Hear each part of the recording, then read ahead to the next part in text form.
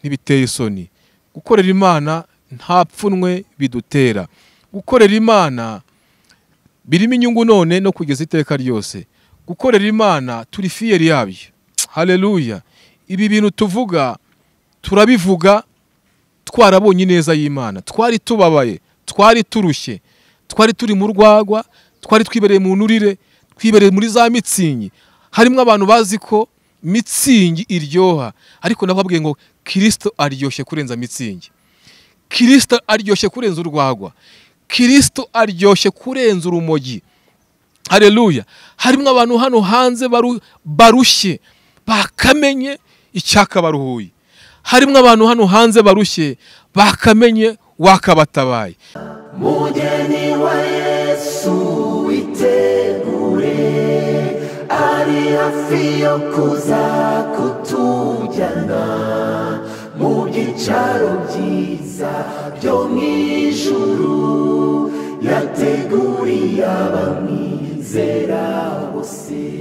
Iyo umugeni amaze kubera. Bakunzi b'Irembo Rifunganye TV, twongeye kubasuza mu izina ry'Umwami wacu Yesu Kristo. Uyu munsi rero ni umunsi udasanzwe. Imana yongeye kutwereza umukozi wayo, agiye kutubwira icyo Imana yashyize ku mutima wiwe. Ndakwinginze wowe utangiranye natwe uze gusozana natwe kugira ngo uze kumva neza icyo Imana ikwifuzaho. Reka dutangire twakira mwene data. Turakwakiriye mu izina ry'Umwami wacu Yesu kw'Irembo Rifunganye. Murakoze cyane kunyakira ku Irembo Rifunganye TV. Amazina yanjye nitwa Misago Theogene, nurutse mu karere ka Gasabo, umurenge n'uwa Jabana. Nejejwe kubana namwe. Mbere yuko tuganira ku ijambo ry'Imana cyangwa ijambo riri ku mutima, Ntaguciye mu ijambo, urakijijwe? Ndakijijwe. Ibyo nibyo abantu baba bashaka. Usengera he? Sengera ADPR k'Umukenke, niho mbarizwa. Imana iguhe umugisha. Ni karibu. Murakoze cyane. Twabanza tugasenga. Uwiteka Mana nziza, urero urakiranuka, imirimo yawe ni myiza kuri twebwe. Imana ishimwe. Nyemerera aya masaha ndetse n'uyu mwanya ngo uzubane natwe. Twebwe ntacyo twabasha kubwira ubwoko bwawe, ntacyo twabasha kubwira abantu bawe, ariko utwemereye Kristo, uramutse utwemereye ukabumbura akanwa kacu, ugakora ku mutima wacu, hari icyo twabwira abantu bawe. Abantu none bakeneye ijambo, abantu none bakeneye guhumurizwa n'ijambo ryawe. Abenshi barananiwe, abenshi nta cyerekezo, ariko bageze kuri Kristo bahemburwa nawe. Urakoze kugiye kubana natwe, ntaze kuba ari twebwe, ahubwo izina ryawe rihabwe icyubahiro. Urakoze Kristo, mu izina rya Yesu Kristo, amen. Murakoze. Nguko nabanje kubibwira ndetse ngababwira naho nuruka. Ndumva twasangizanya ijambo ry'Imana. Ndashaka tuganira ijambo ubutumwa bwiza uko bwanditswe na Luka, ibice 19, umurongo wa mbere. Haranditse ngo Yesu agera i Yeriko, arahanyura, nuko hariho umuntu witwaga Zakayo, yari umukoresha w'ikoro mukuru kandi yari umutunzi.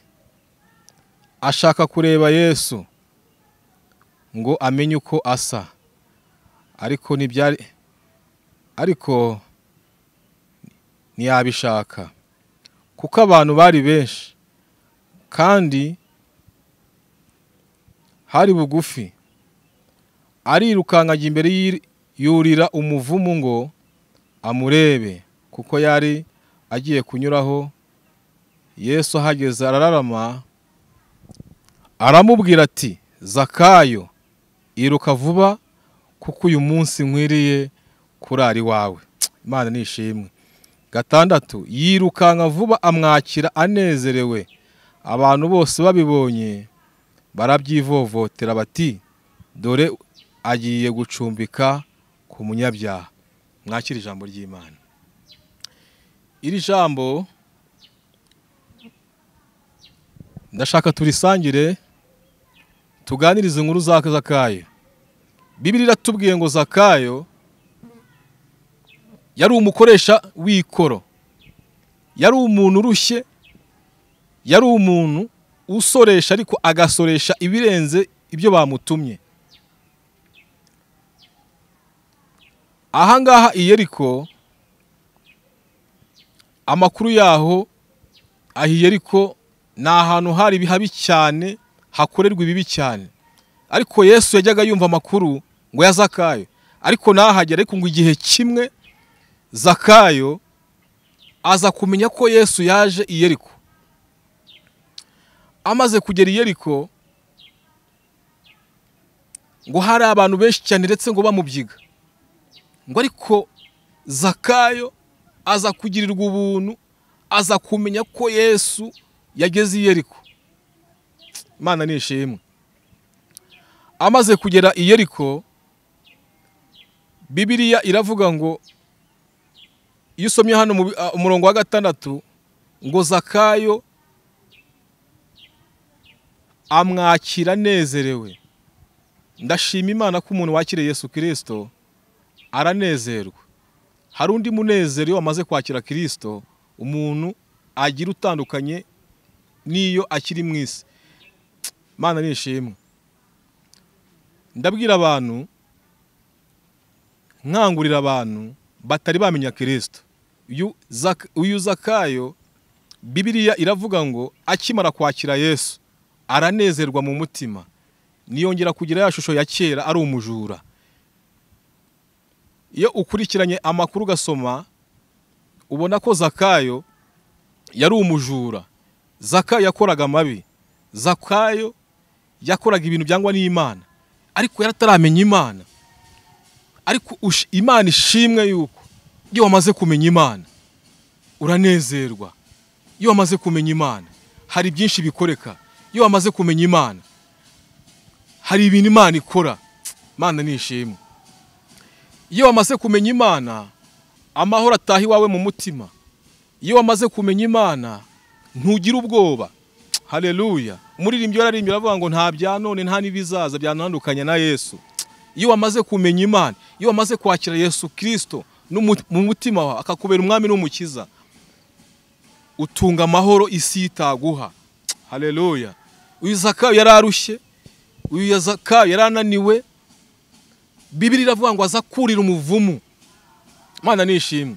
Aza kurira umuvumu kugira ngo arebe Yesu. Bishatse kuvuga ngo ukwiriye gutera intambwe yo kwakira Yesu n'umwami n'umukiza.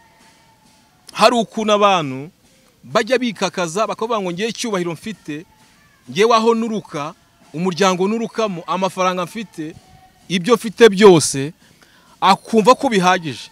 Ariko ndakubwira ngo mu byo byose utunze ukeneye n'Imana. Haleluya.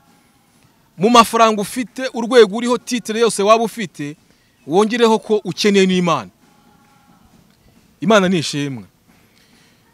6 turavuga ngo yiruka vuba amwakira nezerewe. Abantu bose ngo babibonye barabyivovotera bati dore agiye gucumbika ku munyabyaha.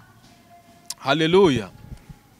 Nubwo Yesu yaraje i Yeriko, nubwo yaramaze kumenya ko Zakayo ari umunyabyaha, nubwo yaramaze kumenya ko Zakayo akora amabi, ariko ntago byarangiye gutyo.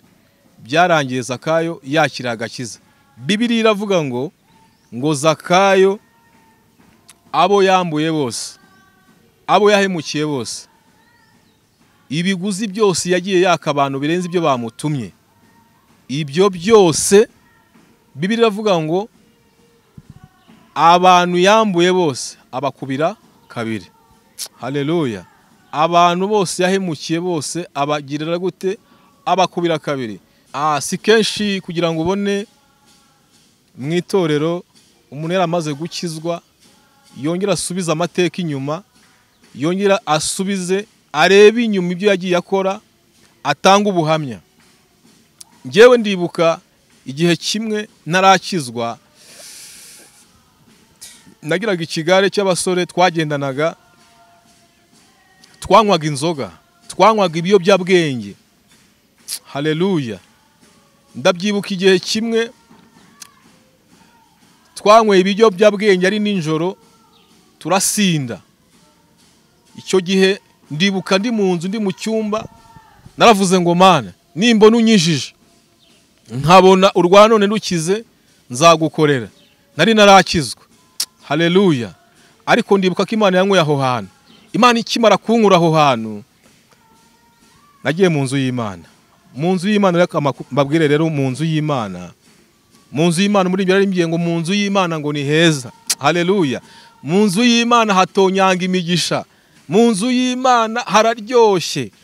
Ibi mbabwira ntago ari amarangamutima, ibi mbabwira ntago ari amareshya mugeni.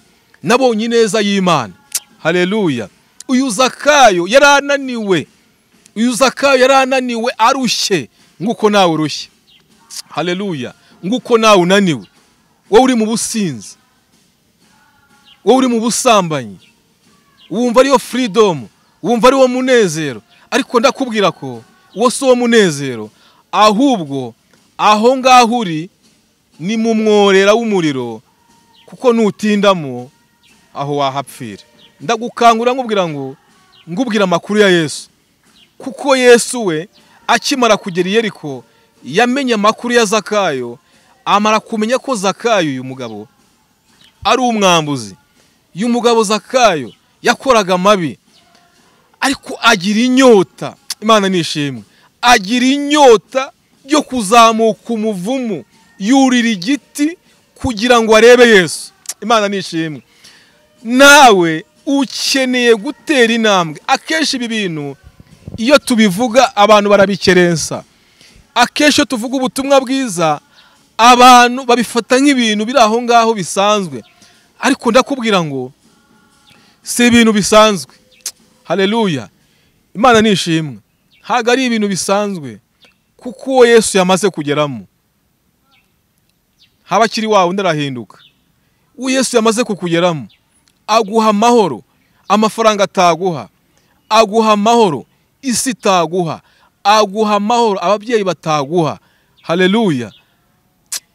Hari ijambo nyankunda rivuga ngo icyakora ni igihe Yesu rero hano mu isi abwira abigishwa biwe, arababwira ngo icyaba kiza nuko nagenda. Haleluya. Abasigira ngo amahoro, arababwira ngo icyakora amahoro ngo mbasigiye ngo si nk'ay'isi. Haleluya. Ngo mbasigiye amahoro ngo icyakora ngo si nk'ay'isi. Mana nishimwe. Ndashima Imana yamaye amahoro. Bakunzi b'irembo rifunganye,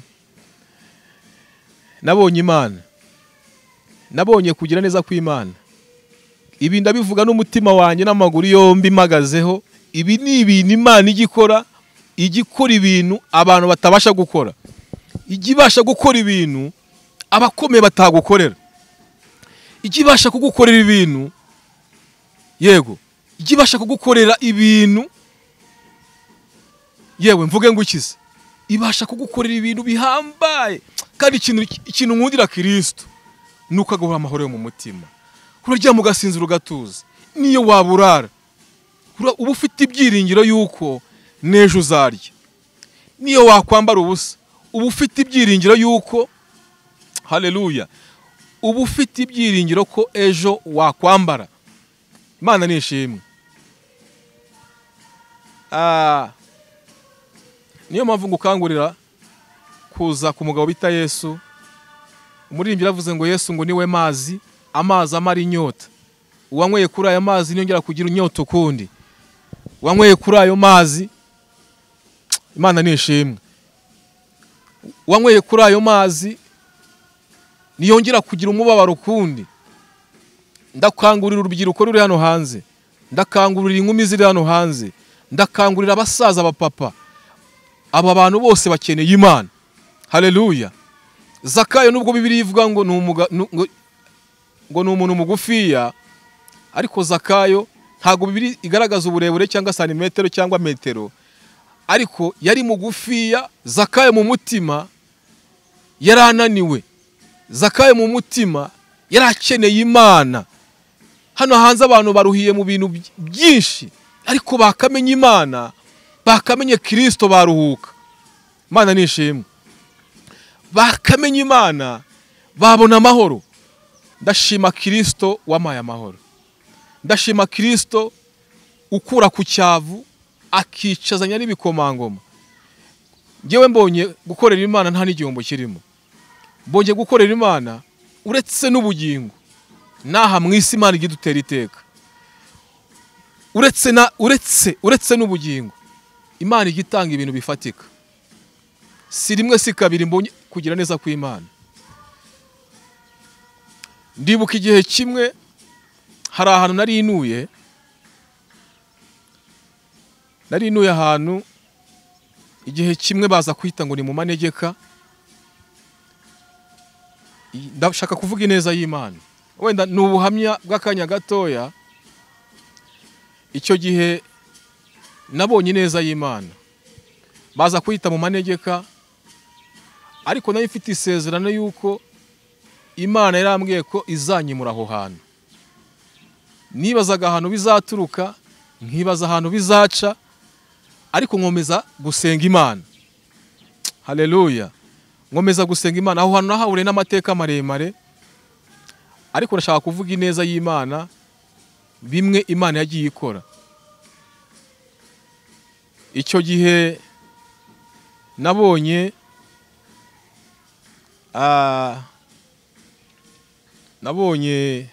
icyo gihe haje ibibazo, baza gutangaza ko abantu batuye mu biza ko bagomba kuhava. Nibazaga ahantu nzahungira, mwumva binteye ikibazo. Ariko igihe kimwe nkomeza gusenga Imana, nkomeza kuyititiriza, nza kubona ineza y'Imana. Mbona umuntu araza arahangurira, ndagenda ama n'amafaranga, ariko ndibuka ko nabonye ineza y'Imana. Hadaciyeho igihe kinini, waje akahagura we yaje guhura n'ibibazo. Ariko ndashaka kukubwira ko kugutabara kw'Imana ifite uko yabigenza, ifite aho yaca. Ntabwo Imana igikangwa n'ibiriho n'ibizaza. Imana yari izi ko izahanyimura, nari mfite amakuru ko Imana izanyimura. Igihe kigeze, isaha y'Imana igeze, Imana iranyimura. Shaka kuvuga iki rero? Ubu nuye ahantu heza kandi ndatuje kandi nanezerewe, mvuga imirimo n'ibitangaza Imana yagiye ikora. Si nibyo ngibyo gusa, yagiye ikora n'ibindi. Ubu tuvugana, kera nahoze ntwara moto. Ndabyibuka moto nayitwaye imyaka itari mikeya, ntago byari binyoroheye, ariko mko kuyitwara nagiye mbona Imana. Ariko Imana ikajya imbwira ngo mwana wanjye nzakugirira neza. Igihe cy'Imana rero kigeze, Imana ica inzira, Imana igira umushoferi. Ubu nange ndi umushoferi, ubu nange ntwara imodokari. Gusa urumva atari imirimo y'Imana. Shatse kuvuga iki rero? Si ugukizwa gusa, no mu gukizwa harimo inyungu. Mu gukizwa harimo gutabarwa n'Imana. Haleluya. Ibi ngibi mbabwira ni ibintu mvuga ku mutima wanjye. Ni ibintu nabonye kugira neza kw'Imana. Shuti yanjye, Imana iratabara. Bavandimwe, shuti z'umusaraba, ndakubwira ngo wowe ubabaye, wowe urushye, hari uwakuruhura. Wowe ukiri mu byaha, nk'uko twagiye tubivuga haruguru, hari ukugira neza kw'Imana, hari ugutabarwa n'Imana. Imana nishimwe. Tugiye kongera dusome iri jambo ruri muri Matayo ibice 25. Iravuga ngo umugani w'abakobwa 10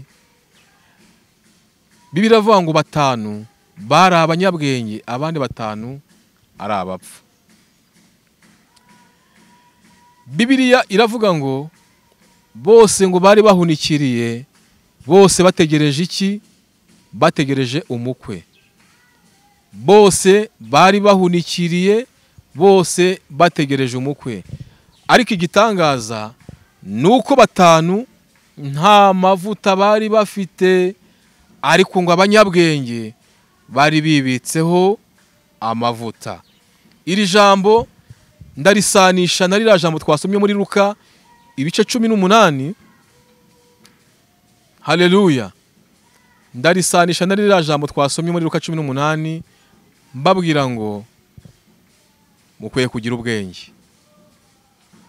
Bibiliya rero muri Matayo ibice 25, Bibiliya iravuga ngo 5 bari abanyabwenge, abandi 5 ngo bari abapfu. Ariko nubwo bari bategereje umugeni, ariko nta kintu bari bibitseho, nta mavuta bari bibitseho. 25:6 turavuga ngo habaho urusaku rwinshi cyane ngo umukwe araje. Haleluya. Habaho urusaku rwinshi ngo umukwe araje. Niba waramaze kwakira Yesu n'umukiza, ukaba waramaze kwemera Imana, ibi bintu ukwiye kubigumamo neza, ntuteshuke ngo bivemo. Abenshi bakunze kuvuga ngo gukizwa nabi ngo bitera umwako, ariko nge mbabwire ngo gukizwa nabi bituma ubura amahoro mu mutima wawe. Kudakizwa neza bituma akenshi ubura amahoro. Ariko ndashaka nkubwire ngo abari biteguye basanganiye umukwe. Haleluya. Abandi 5 Bibiliya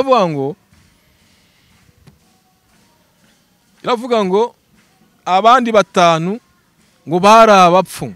Birashoboka kuba usenga Imana, uteza Imana waraza, ibi bintu utabirimo neza, wibwira ngo ufite Imana muri wowe kandi nta Mana ufite.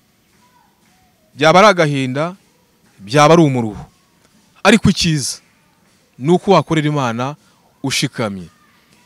Cyanangaje nuko aba bapfu bakozwe n'isoni. Haleluya. Aba bapfu nta mavuta bari bafite mu merezo, ariko abanyabwenge bene data bari bafite amavuta. Imana nishimwe. Bari bafite amavuta, bakomeje gutegereza bihanganye, nubwo bari bari mu isi mbi, isi igoye, isi iruhije, ariko bakomeje kurinda ibyizerwa. Haleluya. Bakomeje kubika ibibitsanyo by'Imana, nibateshuka bamera nka ba Saduraka, bamera nka ba Danyeli. Haleluya. Haleluya. Nubwo byari bimeze gutyo, hari intambara, ariko bakomeje kuguma ku rufatiro rw'Uwiteka. Haleluya. Imana nishimwe cyane.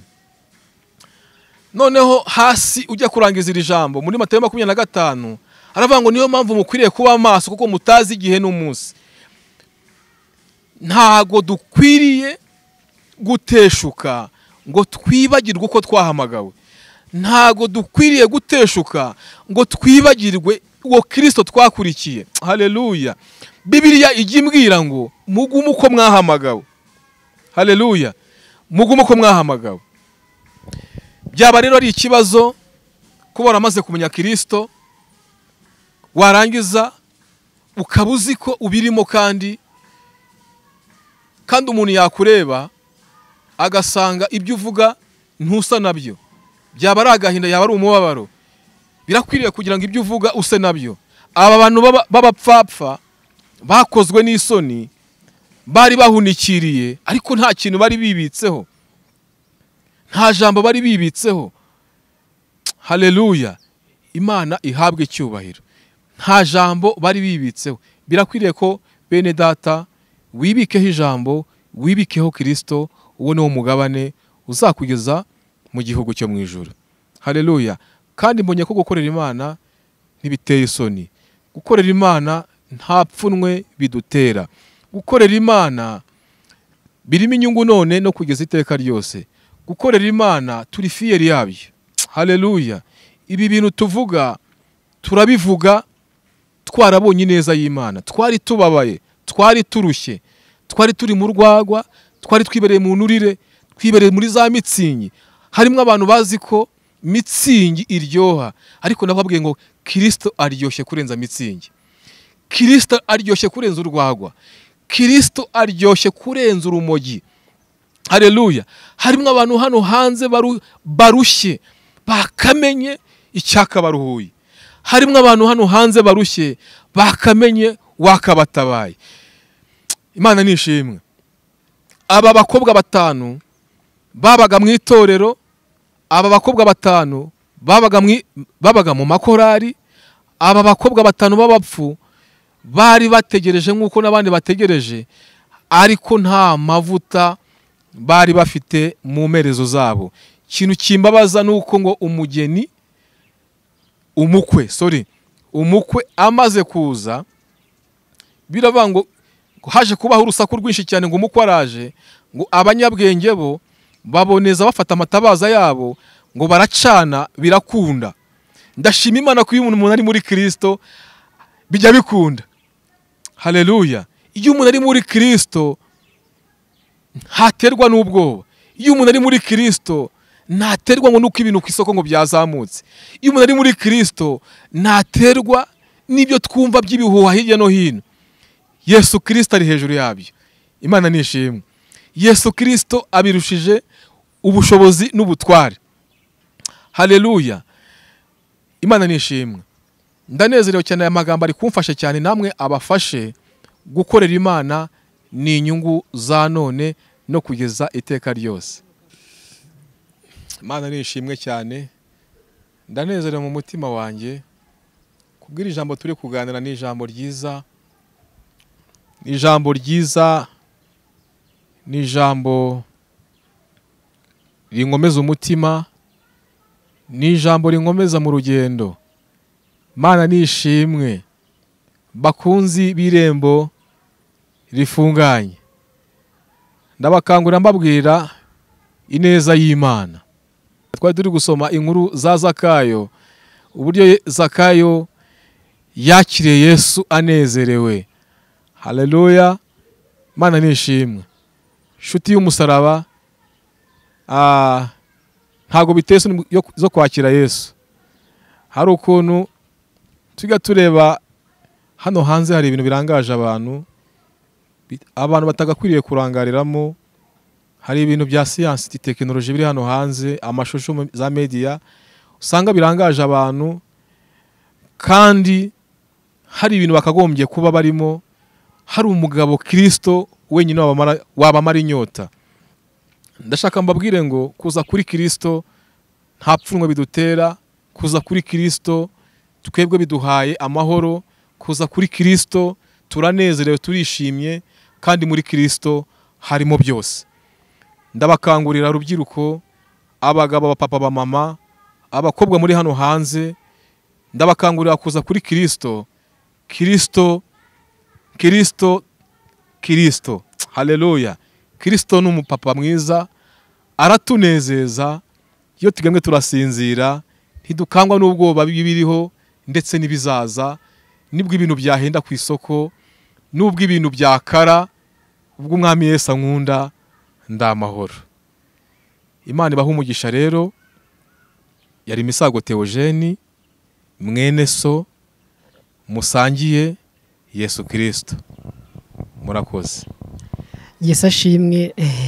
Tunejejwe n'ijambo ry'Imana, kandi tunejejwe n'uburyo watwakiriye. Mu bintu bigaragara ko uri umugabo wifashije, Imana yagiriye neza, ushima Imana. Bitandukanye n'abantu muri iyi minsi, hari abantu Imana igirira neza bagakomeza ibiciro. Ndabizi kubona umuntu ufite imodokari wemera kwicisha bugufiya, umuntu ufite si imodokari gusa, hari n'ibindi byinshi Imana yamuhaye, ariko yicishije bugufiya, yemera kuvuga Imana. Nuko dufite umwanya mutoya tuzagaruka, hari ibindi bintu byinshi buriya atababwiye, uburyo yabayeho, ubuzima buruhije yabayemwo kugeza aho ageze ahangaha. Rero bakunze ibirembo rifunganye TV, icyo Imana yaturemeye imirimo myiza muri Kristo Yesu. Buriya kuvuga Yesu ntago bitera ikimwaro, kuvuga Yesu ntago bimwambura agaciro ko kuba yagenda mu modokari, ntago bimwambura agaciro k'ibyo afite byose, nta nubwo bimutera ikimwaro. Mwibuke yuko uyu mubiri twahawe n'uw'igihe gitoya hano ku isi. Hari igihe rero tuzamburwa uyu mubiri uzasubira aho wavuye. Yobu niwe wavuze ngo navuye mu nda ya mama nambaye ubusa, nzasubira mu nda y'isi nta kintu nambaye. Niyo mpamvu rero bwoko bw'Imana, torero ry'Imana, wowe wizeye Kristo aho usengera hose, ariko uzi yuko aho usengera mugendana n'imbuto cyangwa bababwira kwitondera iby'umwami Yesu yasize abwiye abigishwa biwe. Yasize ababwiye ngo nahawe ubushobozi mu isi no mu ijuru, mugende muhindura abantu kuba abigishwa banjye, maze ikindi cyitonderwa kurushaho mubabwire kwitondera ibyo nababwiye. Uzabisanga muri Matayo 28 kumanuka. Rero mukozi w'Imana, tunejejwe n'uburyo watwakiriye kandi tunejejwe. Nta mafaranga namuhaye, nta n'ikintu rwose yanyatse, ariko yemeye guca bugufi kugira ngo avuge icyo umwami yakoze ku buzima bwiwe. Theogene, Imana iguhe umugisha. Murakoze cyane. Mukunzi w'irembo rifunganye, ibi tuba twabikoze kugira ngo wakire ijambo ry'umwimerere, wakire icyo umwami Yesu aguhereye ubuntu. Yesu niwe nzira n'ukuri n'ubugingo, kandi niwe utanga, niwe umara inyota, atanga amazi. Aravuga ngo yemwe abarushye n'abaremerewe muze munsange ndabaruhura. Yesu niwe karuhura, Yesu niwe munezero, Yesu niwe buzima. Kubaho udafite Kristo ntabwo uba wuzi. Ibindi byose biraza bikagenda, ibindi byose biraza bikagira igihe cyabyo, ariko Yesu n'itangiriro n'iherezo, azahoraho. Yaje kuduha ubuzima. Mukunzi w'irembo rifunganye, turagushimiye wabanye natwe, kandi Theogene, Imana iguhe umugisha. Nitwongera gukenera ikindi gihe uratwemera kuzaza. Noneho ngiye nifuza ko uzaduha ubuhamya, tukaguha umwanya urambuye rwose, ukaduha ubuhamya abantu bakumva imirimo y'Imana. Erega natwe turi inyuma ya kamera, hari ibyo Imana yakoze, hari aho Imana yatuvanye. Iyo ngiyo njya mbwira madamu wanjye, nkamubwira ati Imana yamvanye mu rwobo rw'irimbukiro, yampaye umugozi muremure. Yesu yampaye umugozi muremure, nkuzamukaho nkura muri urwo rwobo rw'ubusinzi, urwobo rw'ubusambanyi, urwobo rw'ibyigenge, urwobo nyine ruri aho ngaho. Amvanamo, hari igihe ngenda nkarureba, nkabona abantu twari turi kumwe bakirurimo, nkavuga ati ariko ngiye wancika Kristo. Niyo mpamvu rero tutazagira ipfunwe cyangwa ndabeshya Theogene, ntabwo tuzagira ubwoba. Nubona umugabo nk'uyu nguyu wifashije ufite abana w'igikongoro, buriya n'umugabo rwose, umugabo w'umunyacyubahiro, akemera guca bugufiya, akavuga Imana, akavuga imirimo, n'ibyiciro cyinshi cyane. Ntacyo wasezera abantu ku irembo rifunganye.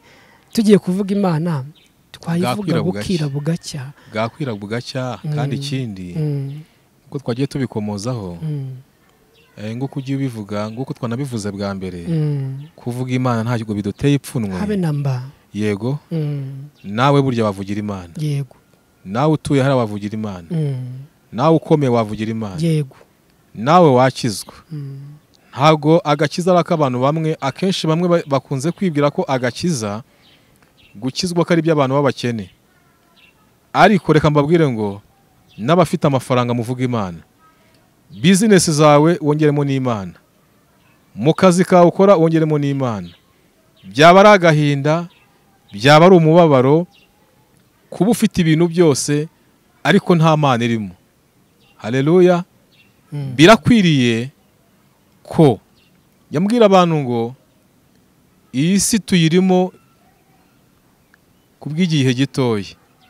Abaefeso ngira ngo ni ibice bitatu, haratubwira ngo Imana yaturemeye imirimo myiza muri Kristo kugira ngo tuyigenderemo. Ntabwo Imana yakuremeye kugira ngo utunge amafaranga mu isi, ntiyakuremeye kugira ngo ugwize ibintu ahangaha mu isi gusa, yakuremeye n'imirimo myiza muri Kristo uyigenderemo. Nshatse kuvuga iki rero?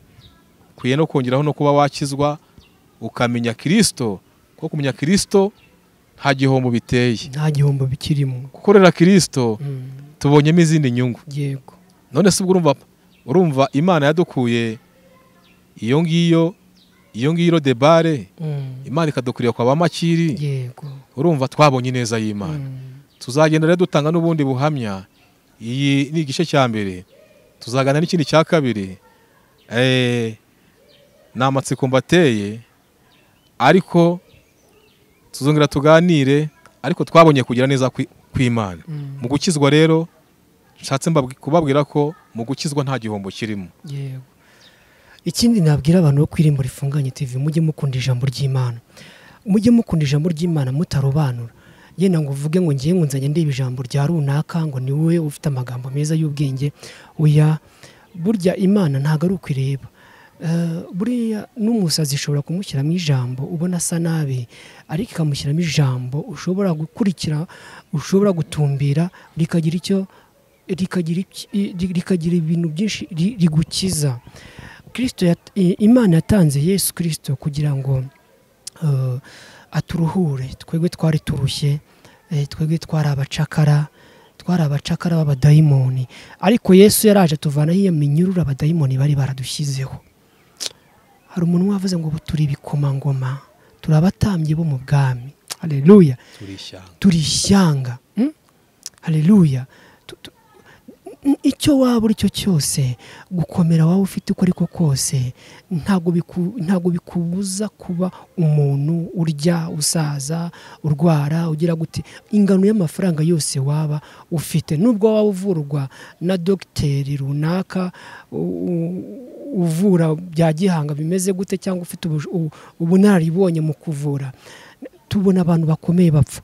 Iyo ugiye Rusororo ubona abantu benshi bagiye bapfa bakomeye. Harimo doctora, bari bafite doctora, PhD, abafite masters, abafite abacuruzi, abazungu, abirabura, abantu bakomeye bose, kandi ugasanga bamwe bagiye bapfa ari batoya. Hari n'abapfa bakibona ibintu byo kurya kubera ko babiririye nabi bikabatera indwara. Rero Yesu ni wowe kwiringira gusa wenyine ubuzima bwose wabubayemo, kuko Yesu Kristo na nyuma y'ubu buzima.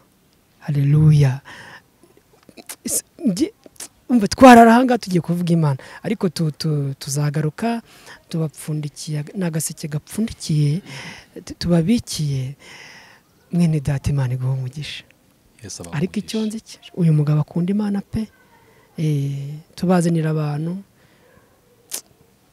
Erega ntago ari ngombwa kuvuga bya bindi nyine abantu b'Imana. Hari n'abantu b'Imana nyine baba bari hejuru, Imana iba yaragiriye neza, baba badafite amaganya, baba badafite nyine, nabyo birakwiriye. Ntago abantu b'Imana ari abakene, no. Hari abantu Imana yagiriye neza, bafite ishyaka ryo kuvuga Imana, bafite ishyaka ryo gukorera Imana. Nawe ndifuza kuba umwe muri abo bantu.